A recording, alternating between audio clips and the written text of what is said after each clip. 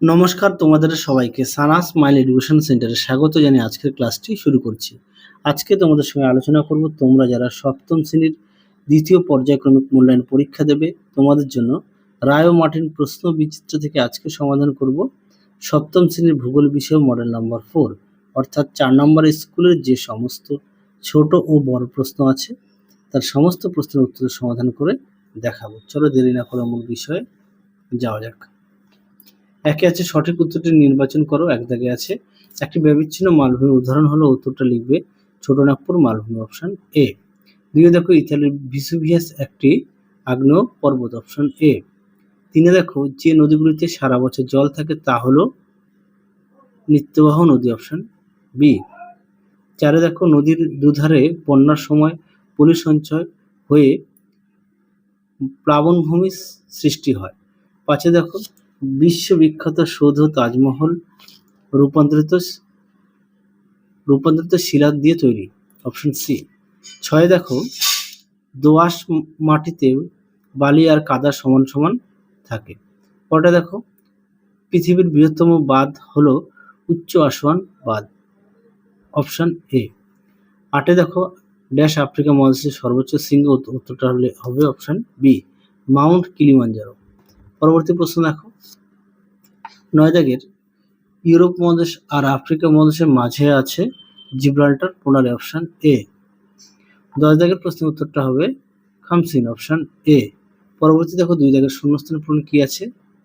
পামের মালভূমি পৃথিবীর সর্বোচ্চ মালভূমি। 2 আছে নদী যেখানে সৃষ্টি হয় সেখানে উৎস বলে। পরটা দেখো 3 দাগের হবে পাললিক শিলা নরম সহজে ভেঙে যায়। 4 দেখো অ্যাটলাস পর্বতমালার সবচেয়ে উঁচু শৃঙ্গ হলো মাউন্ট তোবকল। 5 দেখো পৃথিবীর বৃহত্তম মরুভূমি অঞ্চল হলো সাহারা। পরটা দেখো বাম দিকের সঙ্গে ডান দিকের স্তম্ভ মেলাও। 1 দাগেরটা হবে ই, 2 হবে এ, 3 হবে বি, 4 হবে সি অর্থাৎ গ্রস্ত উপত্যকা, 5 হবে ডি উত্তর আমেরিকা। তোমাদের কাছে একটি প্রশ্ন রাখলাম, অবশ্যই কমেন্ট বক্সে উত্তর জানাবে। প্রশ্নটি হলো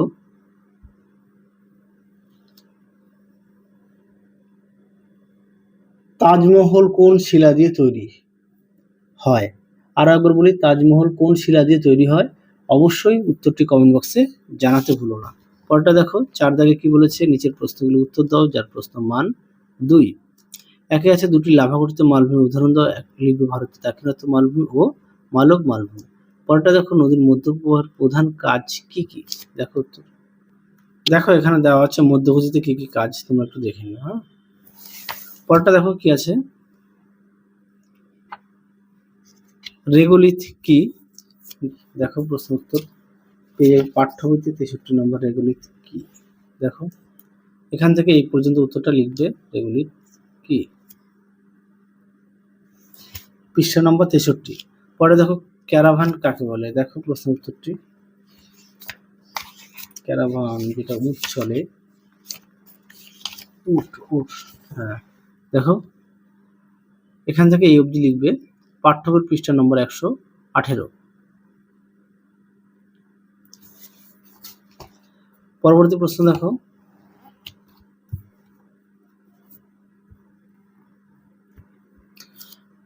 পাঁচের 1 দাগে পলিগঠিত সমভূমি কাকে বলে? একটি উদাহরণ দাও। এই প্রশ্নের উত্তরটি পেয়ে যাবে পৃষ্ঠা নম্বর 41 পাঠ্য বই।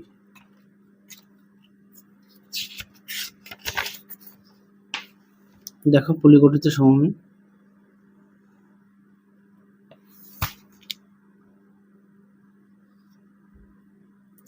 পরটা দেখো, আচ্ছা উদাহরণটা কিন্তু এটা। হ্যাঁ দেখো ভারতের সিন্ধু গঙ্গা ব্রহ্মপুত্র সমভূমি এরকম সমভূমি।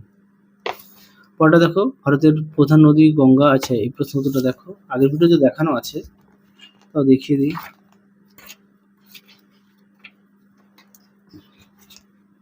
গঙ্গা নদীর গতিপথটা দেখিয়ে দিই, দেখে নাও।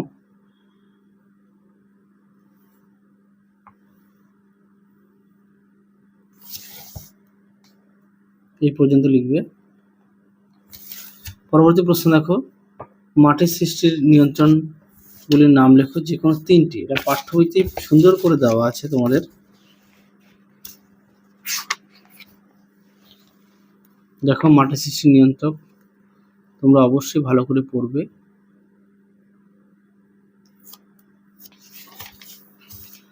পরবর্তী দেখো, বহুমুখী নদী পরিকল্পনা কাকে বলে?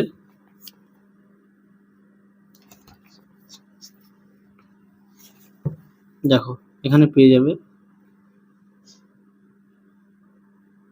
এখানে উত্তরটা পেয়ে যাবে। হ্যাঁ, এখান থেকে অবধি লিখবে।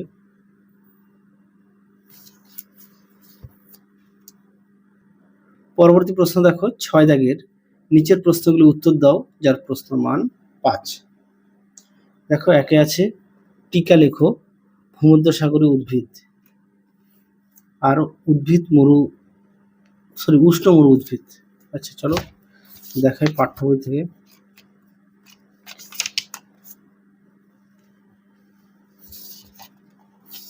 আচ্ছা প্রথমে দেখে ভূমধ্যসাগরীয় উদ্ভিদ, দেখো সুন্দর করে দেওয়া আছে। হ্যাঁ, এখান থেকে এই অবধি লিখবে ভূমধ্যসাগরীয় উদ্ভিদ, আর হচ্ছে উষ্ণ মরু উদ্ভিদটা এখান থেকে এই পর্যন্ত লিখবে।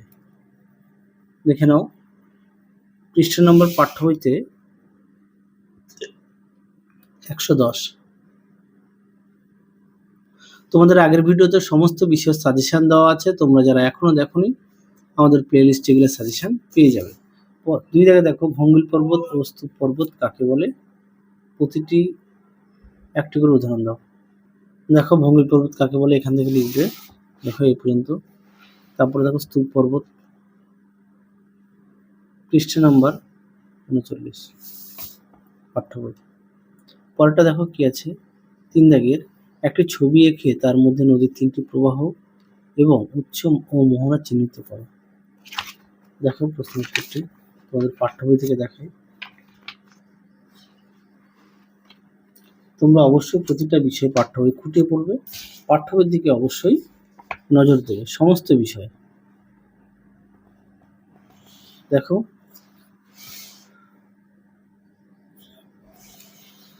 দেখো প্রশ্নের উত্তরটি, উৎস থেকে মোহনা পর্যন্ত নদীর প্রধান কাজ। আর এটা হচ্ছে উৎস থেকে মোহনা পর্যন্ত নদীর গতিপথ। হ্যাঁ, এটা গতিপথ, চিত্রটা দেওয়া আছে। তারপরে দেওয়া আছে উৎস থেকে মোহনা পর্যন্ত নদীর কাজ। দেখে নাও পাঠ্য বই পৃষ্ঠ নম্বর 56। তোমাদের আগের ভিডিওতে সমস্ত বিষয়ের মডেল সেটগুলো সমাধান করে দেওয়া আছে, তোমরা যারা এখনো দেখোনি আমাদের প্লে লিস্টে গেলে সমস্ত বিষয়ের মডেল সেটগুলো সমাধান পেয়ে যাবে।